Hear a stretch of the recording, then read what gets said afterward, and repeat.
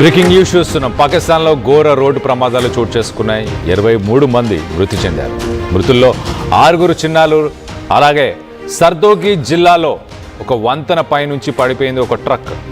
పొగమంచు కారణంగా దారి కనిపించక ఈ ప్రమాదం చోటు చేసుకున్నట్టు తెలుస్తుంది. 23 మంది ప్రయాణికుల్లో 14 మంది స్పాట్లోనే చనిపోయారు.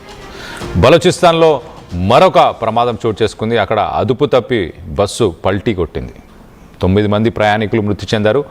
మరికొందరికి గాయాలైనట్టు కూడా తెలుస్తుంది. సో ఒక్కసారి మనం చూస్తే కనుక ఇటు బలూచిస్తాన్ ప్రావిన్స్, అది బలూచిస్తాన్ ప్రావిన్స్ అలాగే పంజాబ్, ఈ 2 ప్రావిన్స్లో ఈ ప్రమాదాలు చోటు చేసుకున్నాయి. 24 గంటల్లోనే దాదాపు 23 మంది ఇటు చనిపోయారు.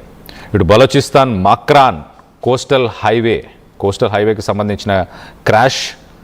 ఇది ఓర్మారా అంటే ఇటు గ్వాదర్ అనే ఒక జిల్లా దగ్గర ఈ ప్రమాదం చోటు చేసుకుంది.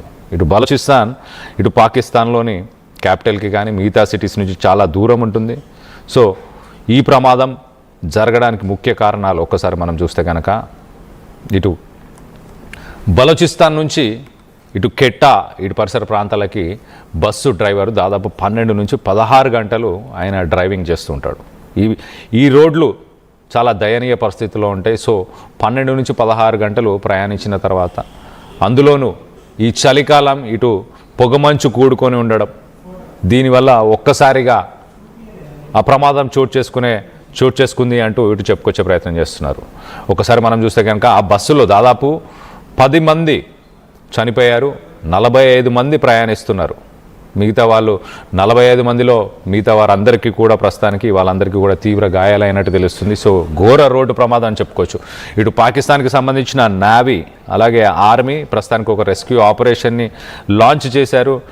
జా హాస్పిటల్, ఇటు ఓర్మరా అలాగే కరాచీ, ఈ 2 హాస్పిటల్స్కి ప్రస్తుతానికి తీవ్రంగా గాయపడిన వాళ్ళందరినీ కూడా షిఫ్ట్ చేస్తున్నారు. మొత్తానికైతే ఈ క్రాష్ ఓవర్ స్పీడింగ్ వల్లే జరిగింది అంటూ చెప్పుకొచ్చే ప్రయత్నం చేస్తున్నారు. ఇటు బలూచిస్తాన్కి సంబంధించిన ఆ క్రాష్ ఒకసారి మనం చూస్తే కనుక ఓవర్ స్పీడింగ్ వల్ల జరిగింది అంటున్నారు.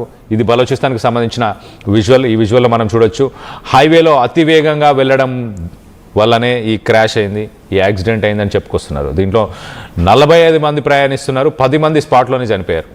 45 మంది మిగతా వాళ్ళందరినీ కూడా ఆర్మీ అండ్ నేవీకి సంబంధించిన రెస్క్యూ ఆపరేటర్స్ మొత్తానికైతే ఇటు కరాచీ అలాగే ఇటు జా ఈ ఏరియాస్లో హాస్పిటల్స్కి హుటాహుటిన వీళ్ళని ఈ ప్రయాణికులని తీసుకెళ్లే ప్రయత్నం చేశారు. దీంట్లో 10 మంది స్పాట్లోనే చనిపోయారు. ఆ బస్సు సిచ్యువేషన్ మనం చూడొచ్చు, విజువల్లో చాలా క్లియర్గా కనిపిస్తుంది.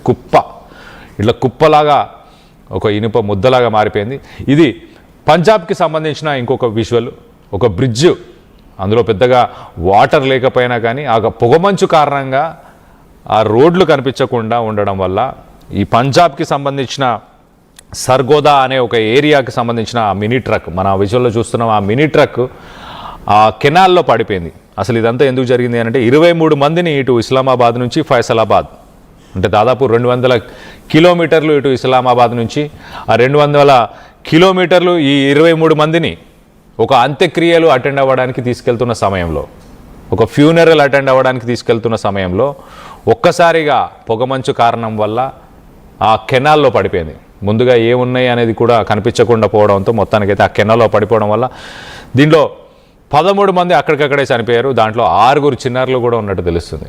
సో ఒకే కుటుంబానికి సంబంధించిన వాళ్ళంటూ ఇటు ఫ్యామిలీ మెంబర్స్ అంతా కూడా ఒకే కుటుంబానికి సంబంధించిన వాళ్ళంటూ కూడా చెప్పుకొచ్చే ప్రయత్నం చేస్తున్నారు. ఇటు బలూచిస్తాన్కి సంబంధించిన రోడ్స్ని ఆల్రెడీ కిల్లర్ హైవేస్ అని చెప్పుకొచ్చే ప్రయత్నం చేస్తుంటారు. అలాగే ఇటు పంజాబ్కి సంబంధించిన ఈ ఇన్సిడెంట్ గురించి ఒకసారి మనం చూస్తే కనుక ఈ పంజాబ్ ఇన్సిడెంట్లో పొగమంచు కారణంగా అక్కడ ఏదైతే ఒక హైవే, నేషనల్ హైవే ఉందో ఆ నేషనల్ హైవేని ఆల్రెడీ క్లోజ్ చేశారు. అక్కడున్న ట్రాన్స్పోర్ట్ అధికారులు అలాగే పాకిస్తాన్కి సంబంధించిన పోలీసులు ఆ హైవేని క్లోజ్ చేయడంతో అంత్యక్రియలు అటెండ్ అవ్వడానికి ఈ ఫ్యామిలీలో ఉన్న 24 మంది, ఈ ఫ్యామిలీలో ఉన్న వాళ్ళందరూ ప్రయాణం చేస్తున్నారు.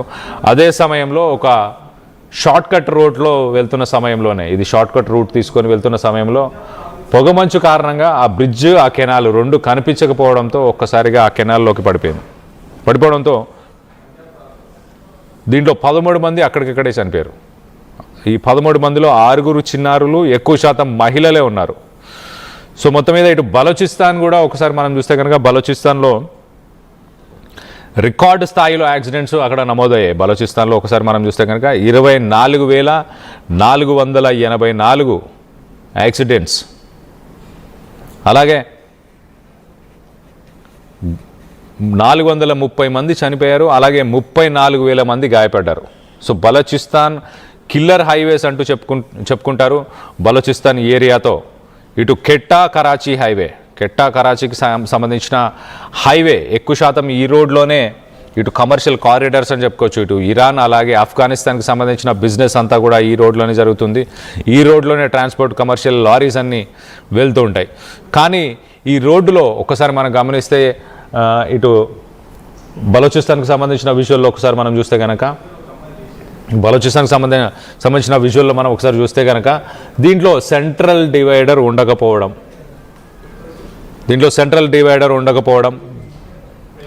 సో డ్రైవర్ ఫోకస్ అంతా హై రిస్క్, దీంట్లో సెంట్రల్ డివైడర్ ఉండకపోవడం వల్ల, అలాగే బలోచిస్తాన్లో ఎక్కువ సెక్యూరిటీ చెక్ పాయింట్స్ ఉంటాయి. చూడండి ఆ విజువల్లో కనిపిస్తుంది కదా, అసలు ఈ రోడ్డుకి ఆ రోడ్డుకి మధ్యలో డివైడర్ అనేది లేకపోవడం ఈ లెఫ్ట్ సైడ్ విజువల్లో మనం చూస్తున్నాం. బలోచిస్తాన్కి సంబంధించిన యాక్సిడెంట్కి సంబంధించిన విజువల్స్, ఆ డివైడర్స్ ఉండకపోవడం, అలాగే బస్సులు అలాగే లారీస్ నడిపే వాళ్ళు కొన్ని గంటల పాటు, జనరల్గా ఇక్కడ ఇండియాలో అయితే సుప్రీంకోర్టు రూల్స్ ప్రకారం 8 గంటలు మాత్రమే లాంగ్ జర్నీస్ చేయొచ్చు, అందులోనూ ప్రతి 2 గంటలకు ఒకసారి ఒక బ్రేక్ తీసుకోవాలి, ఇది మ్యాండేటరీ.